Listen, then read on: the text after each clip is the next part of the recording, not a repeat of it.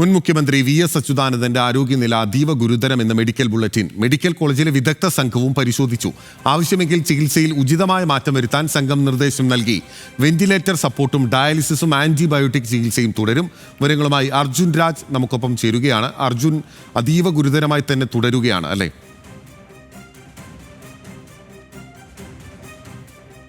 അല്പസമയം മുൻപ് വന്ന മെഡിക്കൽ ബുള്ളറ്റിലും വി.എസ്. അച്യുതാനന്ദൻ്റെ നില അതീവ ഗുരുതരമായി തന്നെ തുടരുകയാണെന്നാണ് അറിയിച്ചിട്ടുള്ളത്.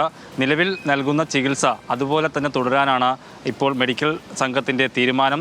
ഈ തിരുവനന്തപുരം എസ്.യു.ടി. ആശുപത്രിയിലെ വിദഗ്ധ സംഘത്തിന് പുറമെ തിരുവനന്തപുരം മെഡിക്കൽ കോളേജിലെ ഡോക്ടർമാരുടെ വിദഗ്ധ സംഘം കൂടി അദ്ദേഹത്തിൻ്റെ ആരോഗ്യസ്ഥിതി പരിശോധിക്കുന്നുണ്ട്. നിലവിൽ വെന്റിലേറ്റർ സഹായത്തോടെയാണ് അദ്ദേഹത്തിൻ്റെ ജീവൻ നിലനിർത്തുന്നത്. അത് തുടരാൻ ഇപ്പോൾ തീരുമാനിച്ചിട്ടുണ്ട്. ഒപ്പം ആൻറ്റിബയോട്ടിക് നൽകുന്നുണ്ട്, അതും തുടരും. ഒപ്പം നേരത്തെ 72 മണിക്കൂർ ഡയാലിസിസ് അദ്ദേഹത്തിന് ചെയ്തിരുന്നു. അത് വീണ്ടും പുനരാരംഭിക്കാനും ഇപ്പോൾ ഇന്ന് ചേർന്ന മെഡിക്കൽ ബോർഡ് യോഗം തീരുമാനിച്ചിട്ടുണ്ട്. അത് കുറച്ച് നീണ്ടു നിൽക്കുന്ന 3 ദിവസത്തോളം നീണ്ടു നിൽക്കുന്ന ഡയാലിസിസ് ആണ്. അദ്ദേഹത്തിൻ്റെ ആരോഗ്യസ്ഥിതി ഇടയ്ക്കിടയ്ക്ക് മോശമാകുന്നത് കൊണ്ട് തന്നെ അത് പൂർത്തീകരിക്കാൻ ചില പ്രയാസങ്ങളുണ്ട്. എന്തായാലും അക്കാര്യം അത് തുടരാനാണ് ഇപ്പോൾ മെഡിക്കൽ ബോർഡ് തീരുമാനിച്ചിട്ടുള്ളത്. 2 പ്രധാനപ്പെട്ട പ്രശ്നങ്ങൾ അദ്ദേഹത്തിന് ഇപ്പോഴും ഉണ്ട്.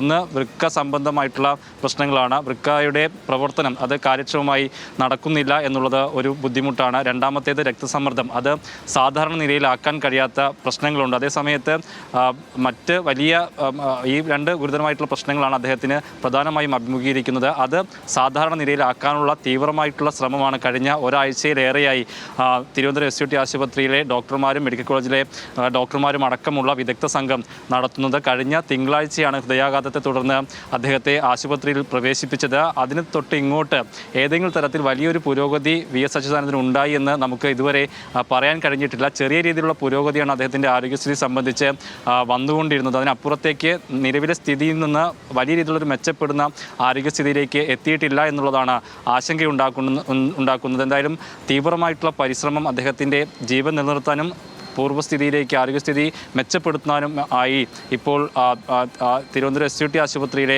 വിദഗ്ധരടങ്ങുന്ന സംഘം അതിന് നേതൃത്വം നൽകുന്നുണ്ട്. നേരത്തെ CPM general secretary M.A. Baby ഇവിടെ എത്തിയിരുന്നു. അദ്ദേഹത്തിൻ്റെ ആരോഗ്യസ്ഥിതി ഗുരുതരമാണ്, അതിൽ നിന്ന് മാറ്റമില്ല എന്നാണ് M.A. ബേബി പറഞ്ഞത്. പക്ഷേ അദ്ദേഹം നമ്മളെക്കാളൊക്കെ ആരോഗ്യവാനായിട്ടുള്ള മനുഷ്യനാണ്. ഒരുപാട് രാഷ്ട്രീയ സമരമൊക്കെ ചെയ്ത് വലിയ മനക്കരുത്തുള്ള ആളാണ്. അതുകൊണ്ട് തിരിച്ചു വരുമെന്നുള്ള പ്രതീക്ഷയാണ് CPM ജനറൽ സെക്രട്ടറി പങ്കുവച്ചത്. അങ്ങനെയുള്ള ഒരു പ്രതീക്ഷയോട് കൂടി തന്നെയാണ് എല്ലാവരും കേരളം ഒന്നാകെ ഈ അദ്ദേഹത്തിൻ്റെ ആരോഗ്യസ്ഥിതിയെ ഉറ്റുനോക്കുന്നത്. എന്തായാലും വൈകിട്ടും ഇതുപോലെ തന്നെ മെഡിക്കൽ ബുള്ളറ്റിൻ വരുമെന്നാണ് പ്രതീക്ഷിക്കുന്നത്. ആ ഘട്ടത്തിൽ കുറേ കൂടി മെച്ചപ്പെട്ട ഒരു ആരോഗ്യസ്ഥിതി വി.എസ്. അച്യുതാനന്ദന് ഉണ്ടാകുമെന്ന് തന്നെയാണ് എല്ലാവരും പ്രതീക്ഷിക്കുന്നത്.